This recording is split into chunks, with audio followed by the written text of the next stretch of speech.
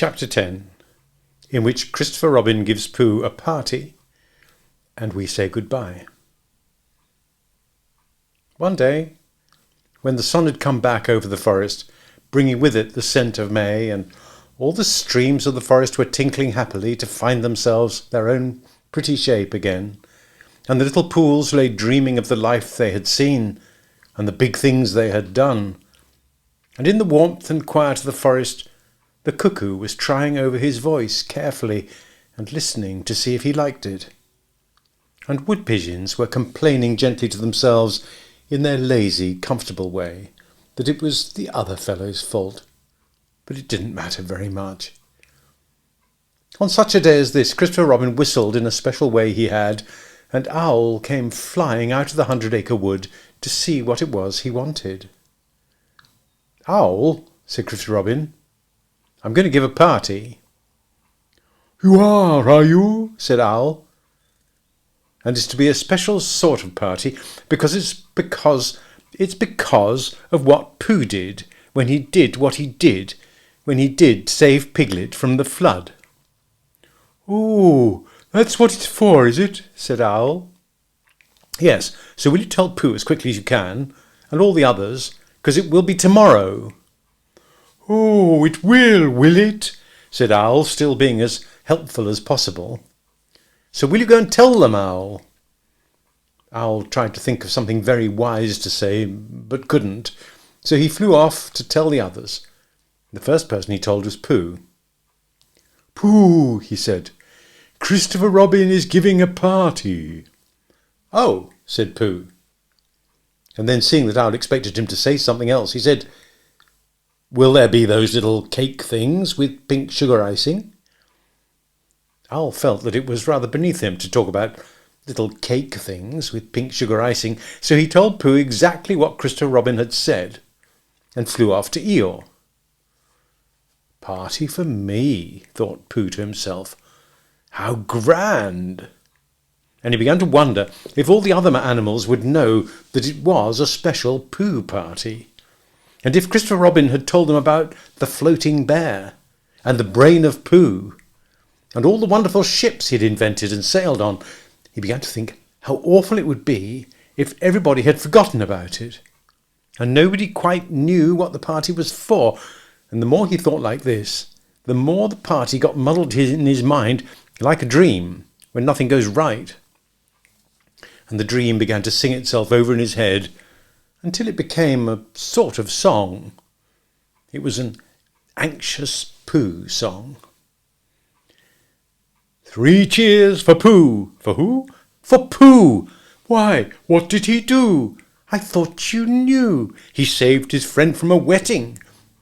"3 cheers for Bear." "For where?" "For Bear. He couldn't swim, but he rescued him." "He rescued who?" "Oh, listen, do. I'm talking of Pooh." "Of who?" "Of Pooh." "I'm sorry I keep forgetting." "Well, Pooh was a bear of enormous brain." "Just say it again." "Of enormous brain." "Of enormous what?" "Well, he ate a lot, and I don't know if he could swim or not, but he managed to float on a sort of boat." "On a sort of what?" "Well, a sort of pot." "So now let's give him 3 hearty cheers." "So now let's give him 3 hearty witches." "And hope he'll be with us for years and years, and grow in health and wisdom and riches." 3 cheers for Pooh." "For who?" "For Pooh." 3 cheers for Bear." "For where?" "For Bear." 3 cheers for the wonderful Winnie the Pooh. Just tell me, somebody, what did he do?" And while this was going on inside him, Owl was talking to Eeyore. "Eeyore," said Owl, "Christopher Robin is giving a party." "Very interesting," said Eeyore. "I suppose they will be sending me down the odd bits which got trodden on. Kind and thoughtful. Not at all. Don't mention it." "There's an invitation for you." "What's that like?" "An invitation." "Yes, I heard you. Who dropped it?" "It isn't anything to eat. It's asking you to the party tomorrow." Eeyore shook his head slowly. You mean, Piglet, the little fellow with the excited ears? That's Piglet. I'll tell him. No, no, said Owl, getting quite fussy. It's you. Are you sure? Of course I'm sure. Christopher Robin said, all of them. Tell all of them. All of them except Eeyore. All of them, said Owl sulkily. Ah, said Eeyore. A mistake, no doubt. But still, I shall come. Only don't blame me if it rains. It didn't rain. Christopher Robin had made a long table out of some long pieces of wood, and they all sat round it. Christopher Robin sat at one end, Pooh sat at the other, and between them on one side were Owl and Eeyore and Piglet, and between them on the other side were Rabbit and Roo and Kanga. And all Rabbit's friends and relations spread themselves about on the grass and waited hopefully in case anybody spoke to them, or dropped anything, or asked them the time. It was the first party to which Roo had ever been. He was very excited. As soon as ever they had sat down, he began to talk. "Hello, Pooh," he squeaked. "Hello, Roo," said Pooh. Roo jumped up and down in his seat for a little while, and then began again. "Hello, Piglet," he squeaked. Piglet waved a paw at him, being too busy to say anything. "Hello, Eeyore," said Roo. Eeyore nodded gloomily at him. "It'll rain soon. You see if it doesn't," he said.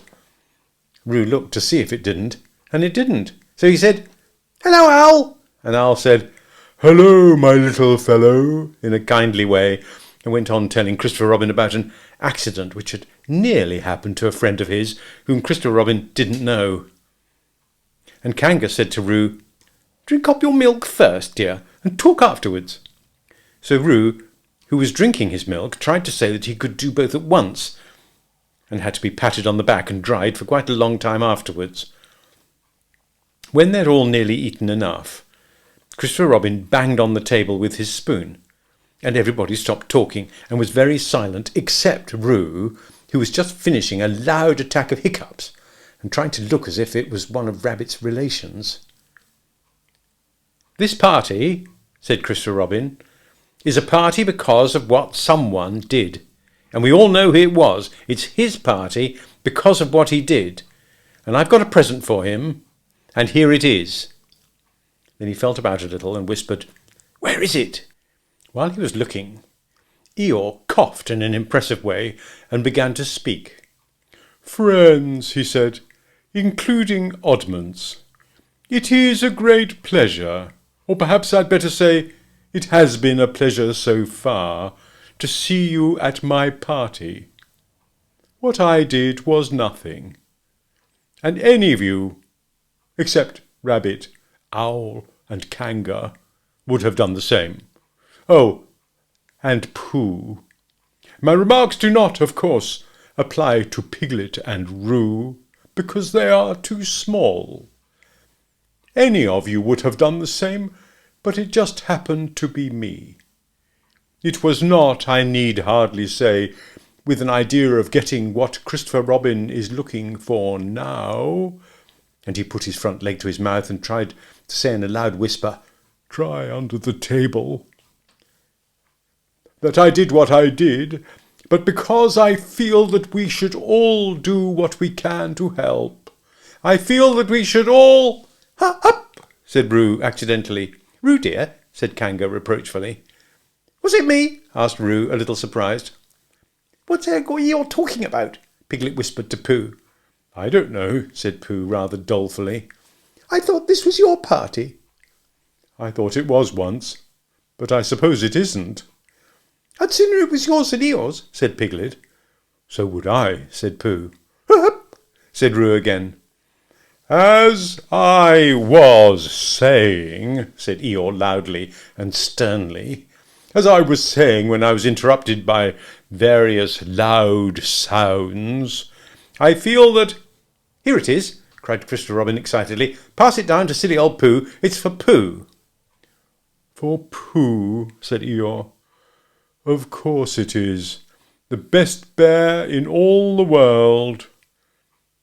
I might have known, said Eeyore. After all, one can't complain. I have my friends. Somebody spoke to me only yesterday. And was it last week, or the week before that?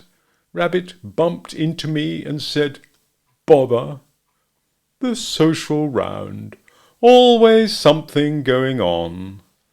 Nobody was listening, for they were all saying, Open it, Pooh! What is it, Pooh? I know what it is. No, you don't. And other helpful remarks of this sort.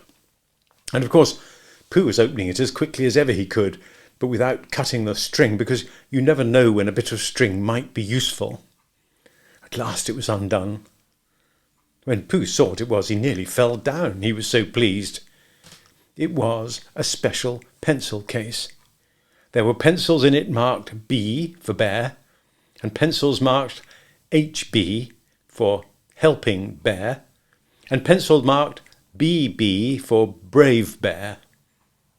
There was a knife for sharpening the pencils, and India rubber for rubbing out anything which you had spelt wrong, and a ruler for ruling lines for the words to walk on, and inches marked on the ruler in case you wanted to know how many inches anything was, and blue pencils and red pencils and green pencils for saying special things in blue and red and green. All these lovely things were in little pockets of their own in a special case, which shut with a click when you clicked it. And they were all for Pooh. Oh, said Pooh. Oh, Pooh, said everybody, except Eeyore. Thank you, growled Pooh. But Eeyore was saying to himself, This writing business, pencils and what not, overrated if you ask me. Silly stuff, nothing in it. Later on, when they had all said goodbye and thank you to Christopher Robin, Pooh and Piglet walked home thoughtfully together in the golden evening, and for a long time they were silent. When you wake up in the morning, Pooh, said Piglet at last, what's the first thing you say to yourself? What's for breakfast? Said Pooh. What do you say, Piglet? I say, I wonder what's going to happen exciting today, said Piglet. Pooh nodded thoughtfully. It's the same thing, he said. And what did happen? Asked Christopher Robin. When? Next morning. I don't know. Could you think and tell me and Pooh sometime? If you wanted it very much. Pooh does, said Christopher Robin. He gave a deep sigh, picked his bear up by the leg, and walked off to the door, trailing Winnie the Pooh behind him. At the door he turned and said, Coming to see me have my bath? I might, I said. Was Pooh's pencil case any better than mine? It was just the same, I said. He nodded and went out, and in a moment I heard Winnie the Pooh bump, bump, bump, going up the stairs behind him.